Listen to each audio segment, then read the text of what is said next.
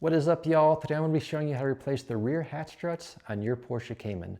My name is James Victor. I'm a Porsche and motorsports enthusiast who has owned, performance-driven, been working on Porsche vehicles hands-on for over 10 years. Welcome to my YouTube channel about Porsche ownership insights and the hands-on art of driving and maintaining these amazing machines. Now, the method I'm going to show you all today applies to all generation Porsche Caymans from the 987 to the 981 to the 718. We're going to be working on my 2006 Porsche Cayman S today, so let's get started. We're going to get started by popping our rear hatch, and then I'm going to show you all some of the obvious signs of when these are starting to fail.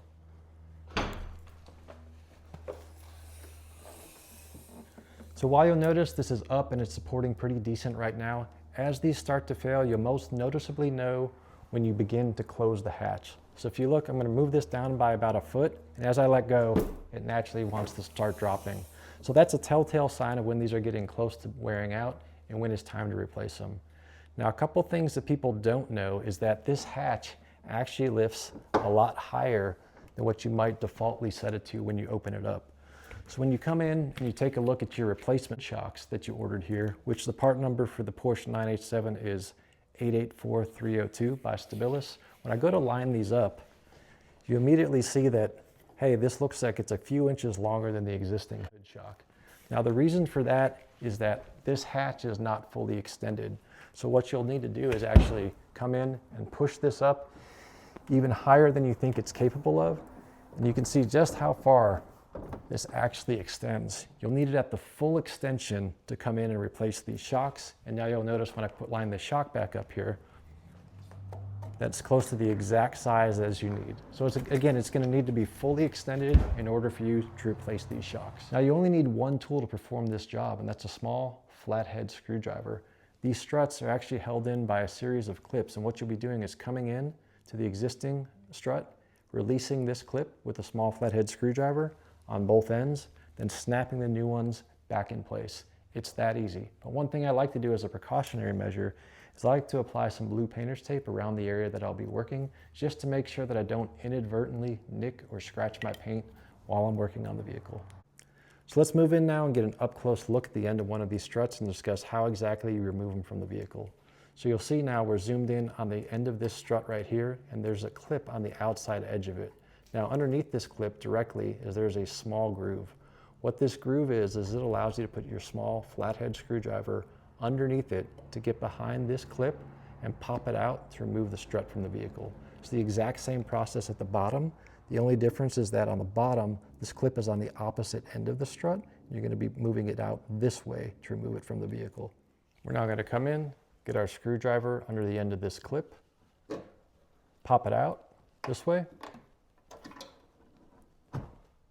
Now, before I release the bottom clip, I'm going to go ahead and get started attaching the new strut. What we're going to do is take this end right here, slide it over this existing mount, and simply push it into place. We're now going to perform this exact same process to release the clip on the other end of the existing strut. Very important while you're doing this, though, is make sure that you have this hatch supported, either holding it up with your hand or having another person support it while you're swapping out the bottom end of this.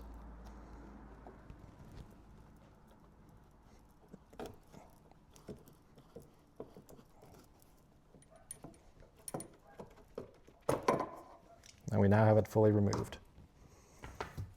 With that removed, I'll come in here, take the end of my new strut, and just simply come in here and snap it into place.